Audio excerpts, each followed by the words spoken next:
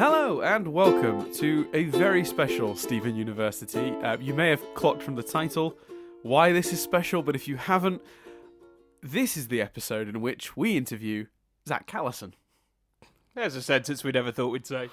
Yeah, it's kind of mad. Some of you already know this happened. We sort of told some of the people in the Discord. We sort of, dropped it. But like a lot of people, I guess, listening to this will be surprised.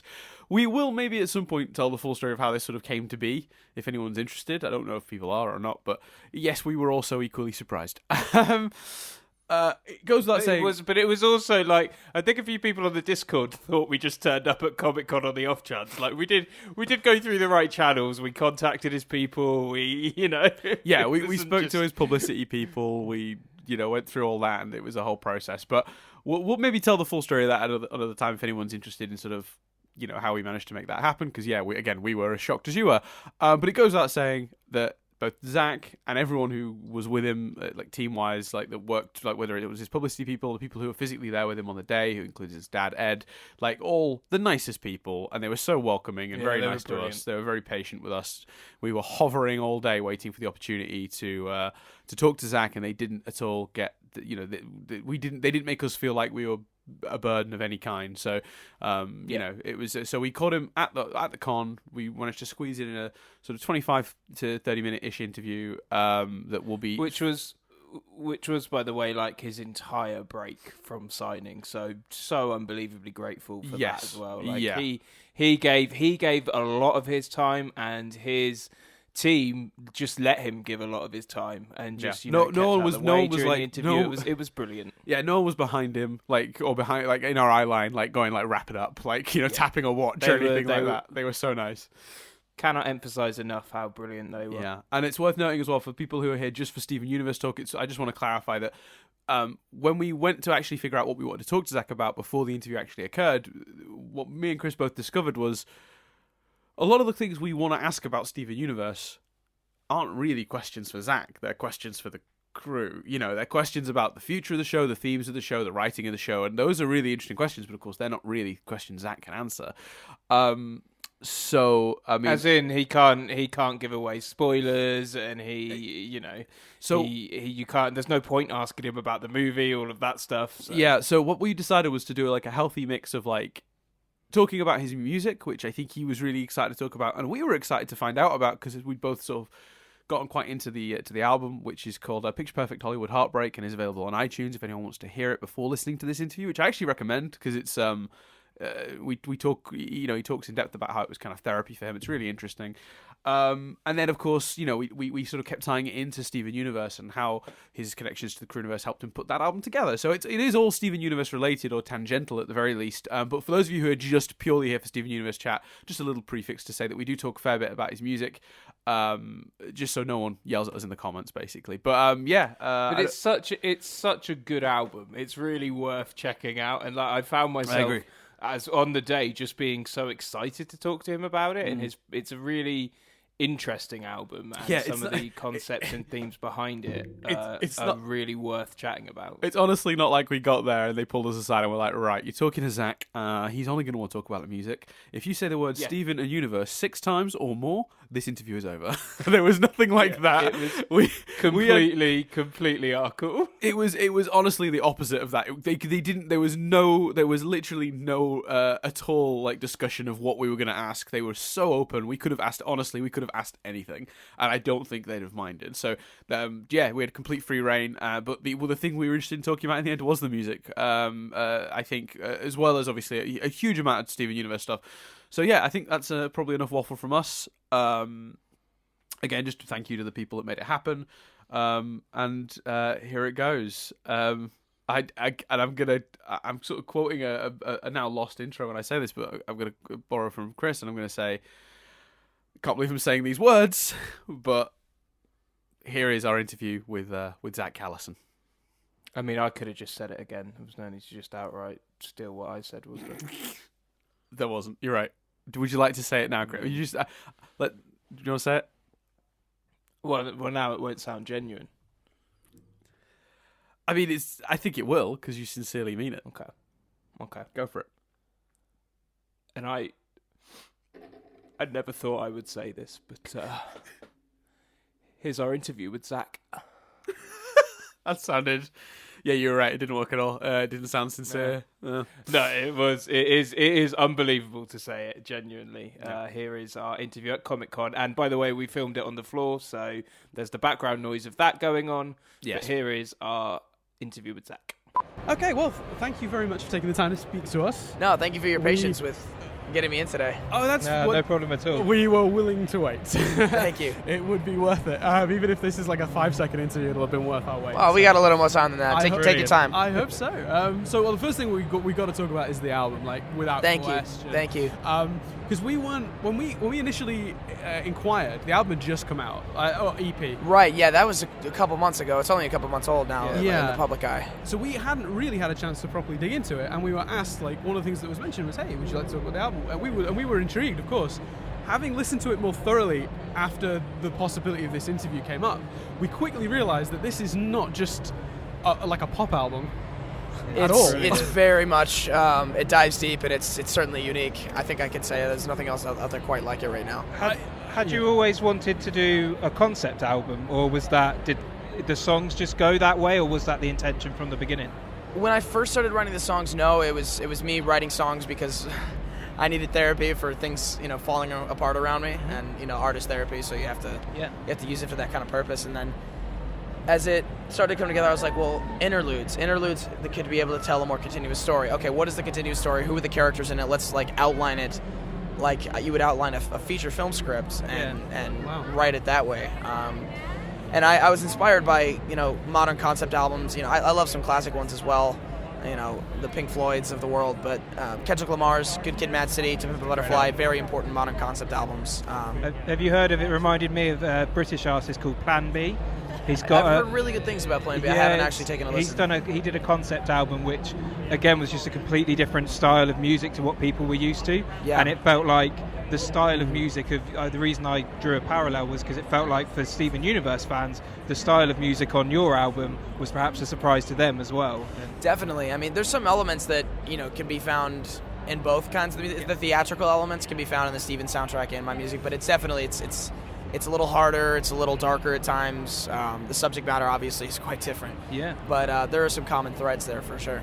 I think I noticed when I listened to it, like, it was a lot of there was maybe a deliberate choice, so maybe that's the question, is because a lot of modern music uses a huge amount of synthetic sound. You used instruments, like real instruments, as much as I can tell. Maybe I'm wrong. Maybe you'll correct me and you'll tell me the whole thing was done in GarageBand. I don't know. If that's the case, and my producer, my mixer, is a genius. I know, because I was really pleasantly surprised by that. Was that a choice to give it more of a theatrical and sort of more of a stage show vibe by using real bands? Like when I first heard War, that was what surprised me most. It's a big track. I believe every song on the record except for Nightmare hit the 180 track limit in Pro Tools, and we had to submix, which made it.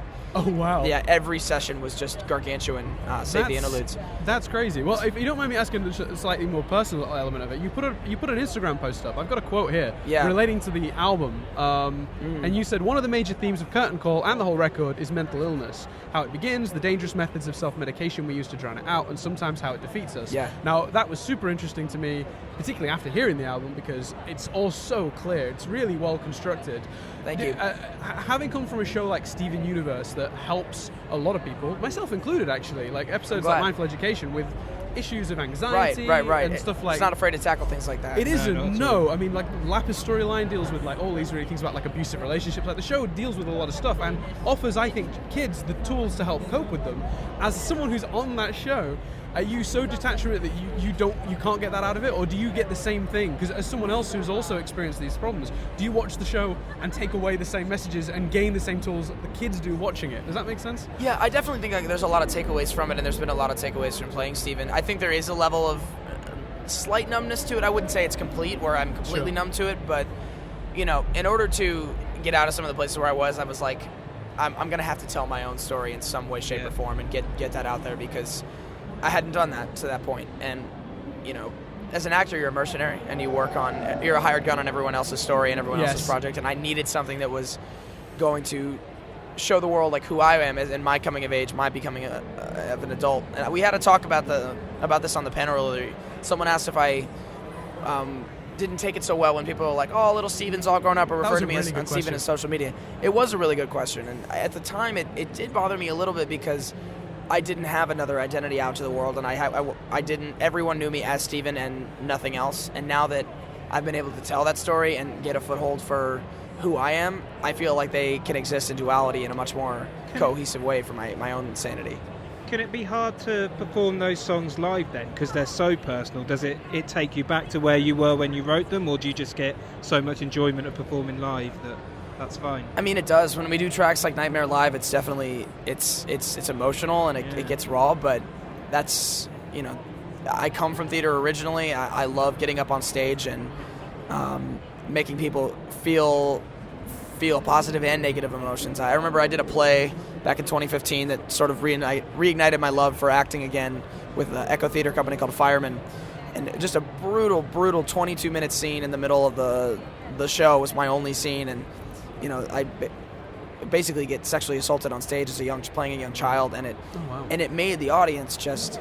People would, say, we're so sorry, this show's great, but we need to leave. We can't stay for the second act. My mom came to see it and had to do the same thing. And it was one of those things that just affected people so hard. And I relished it. I loved it every night. Like, we would go out there, we would scare, we would terrify, horrify people in some ways, especially people who had been in that situation. But it was real, and we were doing the story justice, and that I live for that.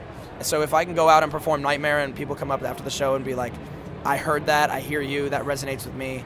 So do you think then, in a weird way, the Steven Universe of it all has actually made it even easier for you to be the antithesis to that in the music? Like, because you're talking about a little bit like not the shock factor as such, because shock factor is cheap, but like there's an element of when these darker ideas come out of nowhere, they can be more effective, and you can actually send a more powerful message across. Absolutely. So coming from Steven Universe, do you think that makes your music more impactful to the people who happen to go into it not expecting what's coming?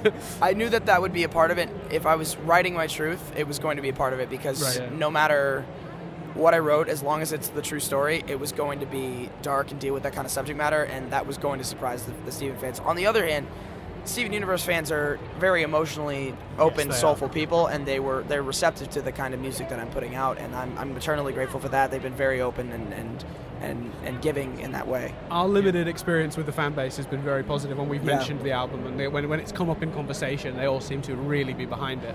That's why doing something like this is really cool, because I think there's a sect of them that don't know it exists yet. And it's definitely still out there. But, so we're trying to get the word out. So you mentioned on the panel that you have new music potentially coming. Yeah, I got a couple of demos in the works. They're actually songs that we played on tour that the live audiences have heard, and there's been a little bit of buzz about them. But so I took the month of October off because I was a little burnt out. But we've been working on the demos in the shadows, and we have a plan of what we're going to do with them.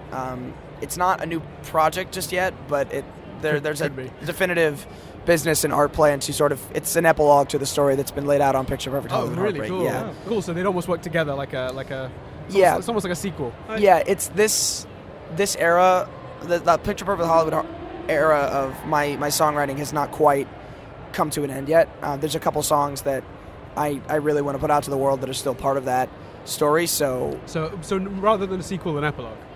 Yeah. Yeah. Okay. I was going to ask about the live shows. Were you tempted to do the whole thing in order and structure the live shows that way, or do you think mixing them up was that better rhythmically for the show? Or if I was gonna, people asked if I would ever do like a stage show, like a theatrical stage show, and if I was gonna do that, I would definitely do it in order. But I thought there was so many different things we could do with the set list that were interesting if we didn't do it in order. So we would open with, on the record, She Don't Know is followed by the Christy Only Knows interlude, which is like a alternate acoustic third take of that song. But we would open with that interlude and then play She Don't Know, and just flipping things around like that would keep it a little unexpected. People wouldn't know it was coming, but they would all play into each other very well. That's really cool. And then we would end with Showtime and War in order as they were.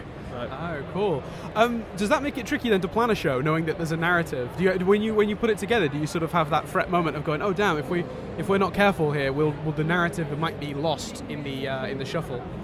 I feel like the narrative for the show comes through with, I engage and speak to the audience a lot between songs. I like to, make it really personal. And if you want to get the narrative and hear me before I went through these transformations that I went through in the lyrical, concepts of the album, you could listen to the album in order and hear that story in order. For me, I'm here to, play all the songs and celebrate the story that's already been told, and do a little bit of what's to come next. So the live show is almost like a separate kind of narrative than the record, if that makes sense.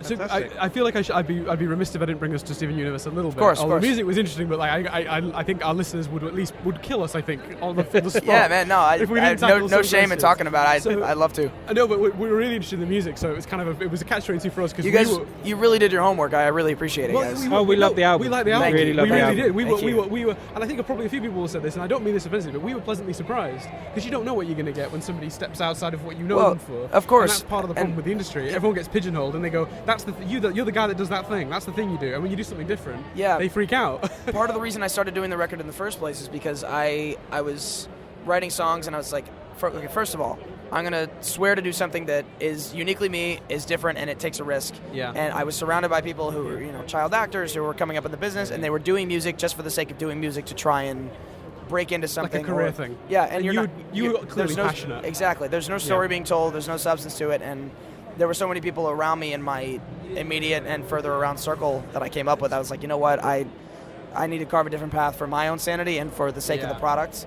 And that's one of one of the reasons I did it. And I think what that leaves is a really brave album, and that's I think what drew us to it. Yeah, and as well, I messaged Dan and said that I could hear Muse, and then read an interview and you referenced them, so I was like, they're my favorite act of all time. Brilliant. Curtain Call in particular very much comes from their later I Resistance, Second Law era really type sound. Yeah. So to Steven Universe, just to sort of, because we'll be murdered if we don't ask. So my main question actually is going to be a bit of an odd one when it comes to Steven Universe questions. You've slowly been aging Steven up brilliantly. Some of that I imagine is just your natural voice moving, but I think some of it has been very much you guiding the voice to a more mature Steven as he has matured. You may remember there was a trailer before Your Mother and Mine came out where you narrated that trailer. Now, that narration didn't appear in the episode. It wasn't part of the episode. Cartoon Network put that together to build hype for it. A lot of people noticed, maybe incorrectly. I remember this. Yeah, that you sounded older, that Steven sounded older. And the theory that they were coming up with at the time was that you were so far ahead in the show recording-wise that is how Steven sounds ultimately, or at least where you were up to at the time. Is that a coincidence, or is that design, or is that just you had a cold that day?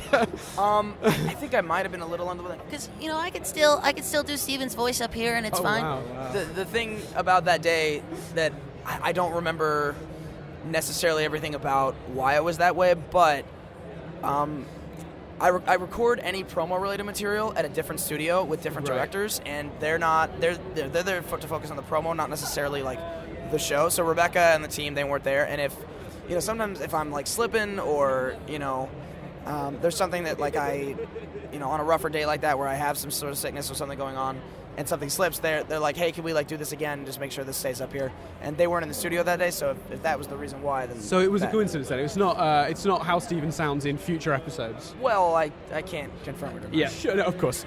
we had a similar question about scheduling, which I'm assuming maybe you can't answer. I mean, about how far ahead you guys are, or we're so far ahead. Right. Okay. That's really good to know because technically we don't even know the next season is officially happening. I don't know either. It's good to know you're ahead. to be honest with you, I'm the literal worst person to ask scheduling questions. I found out about the last Steven bomb the Tuesday of it on Twitter from the fans. I'm kept out of the loop on anything related to that. Yeah, it's probably wise. On the creative side, then you get involved. I'm way ahead, so I know a lot about that. Sure. Brilliant. In terms of, you've got a cast of essentially musicians around you. Yeah, really. So when you sit down to do an album, surely your first thought was like, let's ask these people how they would handle it. Like, did you seek a lot of advice and help from the rest of the Steven Universe cast? I sent some demos to Rebecca for notes and advice. Wow. And Estelle has been a huge help on the business side of things. Oh wow, that's interesting to know. Even more so with some recent developments. So she's been helping me out quite a bit. Well, that's really good to know because we always feel as fans, she seems a little bit. She's obviously busier and doesn't live over there or anything, so she just seems slightly separate from the rest of the cast to us as fans, because you see pictures of the cast together, she's not always there, or when Comic-Cons roll around, she's not always there. Yeah. So we get this impression that she's a little more distant, not intentionally, obviously. Well, yeah. Just by circumstance. It is true. She's very busy. She's got touring schedules. between LA, New York, London all the time, and you know we love her to death, and it's always like family reunions when she's around, but she's just so busy that it does happen. And also for recordings, because Garnet speaks a little less, and because of her schedule, they tend to bring her in and record like 8-9 episodes at once over the course of the session. Okay. Do you work with her that much then? Like personally, do you in the same towards booth? the beginning of the show a lot more. These days, not quite as much. Okay. I see her more at conventions these days. Yeah. You know, San Diego Comic-Con, and we did a few this year as a cast of 4, and I got to see them more, which is nice. Will you yourself then do much less episodes in a row, or do you go in and do a block of like 3 or 4? Or? Well, for me, we do 4-hour sessions, and you know that's the entire studio booking that we're able to have for the day, because there's a 9 to 1 slot and there's a 2 to 6 slot at Cartoon Network. So that leaves us enough time. If we're ensemble recording, to do one 11-minute episode generally, and if I'm solo, we can do an episode and then maybe half of another, or some pickups or ADR from a previous episode, and that's about what it allows for. So a couple of one last question, longer one, and then a couple of quick fire ones. The premise of our podcast originally was that Chris here doesn't watch a lot of animated TV, and when the show started, it was going to be one of two things. This podcast was either going to be me making him watch a show he doesn't like, or him falling in love with the show. Now you can pretty much guess which way it went. It was the second. It was the second. Cool. Glad to hear it. What other so I'm going to do a couple of quick fire questions before we let you get back to it, because you've got so much to do. I don't want to take up any more of your time if we don't have to. I'm glad we did it though. Yeah, me too. So what other animated shows would you recommend Chris checks out? Okay, so the pressure of that. I come from the early 2000s Cartoon Network cable at my grandma's house era. Okay. Sure. So Codename Kids Next Door, all-time favorite. It's great. Dexter's Lab. It's classic. Yeah. Oh man. Arthur I was a PBS kid. I love me some Arthur. Arthur had a big presence in the UK. Yeah, that really? Was huge. Okay, that's good to hear. That's good to hear. huge over here. Oh, cool. Yeah, there's some good ones. There are so many, too many almost. We're doing one on Over the Garden Wall. Have you seen that? Yeah. We did a joint panel with them for New York Comic Con when they came out. And Elijah Wood came out and surprised everybody. Oh, yeah, that's a great little show. It's a shame they didn't do more. How familiar are you with like Miyazaki, Ghibli type? Not so much. You must have seen like Spirited Away. And yes, Sorry. Spirited Away. I was going to say that one first. I'm a little underwatched on it. There's some classics. Like I haven't seen Mononoke. I need to catch up. But it's really good. Right. And more Studio Ghibli in general. Okay. My sleeper pick, if you want to be depressed for a week, watch Grave of the Fireflies. Right, okay. That's on my list. I haven't seen it yet. I did the dub for a small role in The Wind Rises cool. a couple of years ago, and I watched Grave of the Fireflies as research because it's similar in era and tone to that film, and it's a rough one, but it's really, really good. I'll check it out and tweet you with how depressed I feel. So these, I'll try to make these actually quick fire questions. For sure. Hot dog duffel bag or cheeseburger backpack? I haven't actually seen a hot dog duffel bag, so I'm going with that. Oh, fair enough. I see the backpack around often enough, but that's dope. It is, I mean, is that official merch or no? Do we have that? The shorts. The duffel right, bag. I remember that, but did they make it official merch? I think. That's. I don't actually know. I bet they have. There's nothing they have. Well, they're about to. Yeah, they're about to. Free promo for it right now. If you could collaborate with any other musician, who? Oh man, Matt Bellamy of Muse, of course. The other half of 21 Pilots, Tyler Joseph. Yes. Man, so many. Nye Palm from Hiatus Coyote, big hero of mine, amazing jazz musician. Wow. There's a million and one. And then what was my? I literally had my final question and then I forgot it immediately. Would you pick Maroon 5 as well? I noticed the cover of Harder to Breathe on some of the set lists. That's a great song. I would pick Maroon 5 16 years ago. I'm fair. I'm not as big on their top 40 stuff they do nowadays. I mean, don't get me wrong, it's well crafted, like catchy pop music, but I just love that song's about Jane Tone. That's about Jane. Like that's funkadelic, like pop rock thing that they just never really fully got back to. It sounded so different and unique when it came out, and I think the shame is, because, like you say, they've done more radio-friendly stuff recently, people forget how unique they actually sounded in the beginning. It's because everyone else has caught up with them. They were ahead, and everyone else caught up, and now what they're doing is kind of generic, which it isn't. It wasn't, I should say. There's no, My thing is, like, if I want to be a radio hit, I want to do it my way. Yeah. Even if it means less overall hits. I just feel like they lost some of their step with that a little bit. Not to criticize. I mean, they're doing great, and Adam Levine is an incredible vocalist, and they're incredible musicians. It's just not so much my forte anymore. And my last song was, what was the last song you listened to? My last question was, what was the last song you listened Let's to? check. Hold on. I was so curious about this. I wrote that question down. You know what? I remember it was this morning. It's "Cause I'm a Man" by Tame Impala off Currents. Oh, awesome. Cool. I went to Desert Days in Los Angeles a couple weeks ago and got to see 3 songs of them before lightning started coming down everywhere and ran for the hills. It was a mess. That's crazy. But yeah, I had a big hip hop revival earlier in the year, then a bunch of EDM because I was going to some rave festivals, and then I went to this festival and I've just been listening to nothing but psychedelic rock and shoegaze and like garage rock and all this really cool, edgier stuff. That's so awesome. That is a much more interesting answer than I was expecting. Tame Impala is great, man. I don't know if you're familiar. Currents they're brilliant. I think Currents may be the best produced album I've ever listened to. Kevin Parker is otherworldly. Really? He took a little more of a pop direction than the first two, and it's still very much that psychedelic sound. If you listen to it in a good pair of headphones, I will never forget where I was in the dark room sitting listening to the album for the first time. That's the best way to listen to any album. Yeah, Just yeah. like shut yourself off and you can, because there are albums I regret having my first listen of them to, like on the train. Yeah, like that's not. Some albums are so good they deserve to be absolutely heard properly. Yeah. It was like a bad night I was having. Like I'd gotten into a fight with my ex-girlfriend or something, and I went downstairs and it's like, you know what? I've been meaning to listen to this album. I'm going to this music festival to see these guys, and I put on. I'm like, oh my god, this is orgasmic is the only way to describe it. Like the first time I heard your album, I was in a Buddhist temple in Japan. Really? I swear. I was in Japan. That is incredible. And a friend of mine who came here earlier today, actually, she was dressed as Amethyst. Yeah. She messaged me and said, Zach's coming to London. And that's when the day I sort of like texted you and like there was a bit of an email back and forth. And I was like, I've got to check this. I'd already heard War, but I hadn't heard any of the tracks yet. So I bought the album iTunes. And for anyone listening, by the way, you should go to iTunes, buy it. Yeah, we got CDs at the convention too if you're coming through. If anyone's coming here, absolutely. But I was in a Buddhist temple. My girlfriend had to. What was she? Well, she went to go get changed into a kimono. She was going to wear a traditional outfit that day. Yeah. And I had to wait for her to get changed. That takes like an hour. So we just sat there and listened to it through twice. 28 minutes. Perfect. Buddhist temple. Just like this is the most peaceful place I could have found to listen to this album. I'm so glad. That's why you make the music, so people can like go listen to it in a Buddhist temple or on top of Mount Everest or wherever the hell they do it. It was completely coincidence, but I was so happy it worked out that way. I love it. Mine's not as interesting that, but I went for a run and listened to it, and it's a good especially when beats. I'm not that good a runner. Like it's got a real the fact that there's the interludes and stuff. I would if you're trying to get fit, I would recommend listening to the album. It's sprint training. You sprint really hard and then you walk to get the heart rate up and down. It's perfectly set to that. It is actually. It is one part album, one part poem. Like it's weirdly poetic in like ways that music isn't normally. Well, that was K-Dot on To Pimp a Butterfly really speaking through me there, because that was a huge.